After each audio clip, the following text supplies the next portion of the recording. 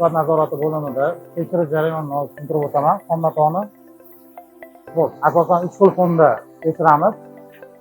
Orqa fonda igna izlari, platina izi, yog' izi, mayda teshikchalar tekshiriladi asosan. Ultravioletda iplik qo'shilib qolishi, abrash, gazmaton kabi prak turlari tekshiriladi. Oldi fonimizda yog' izlari, agar matoyimiz lakrali bo'ladigan bo'lsa, likra xatosi, kontakt xatosi, remen xatosi hamda mayda gomiklar tekshiriladi. Bu xom matoda asosan matoda uchraydigan brak turlari hozirda 20-25 tadan ortiq brak turlari mavjud. Shu brak turlarini 3 xil fonda asosan tekshiruvda olib boramiz.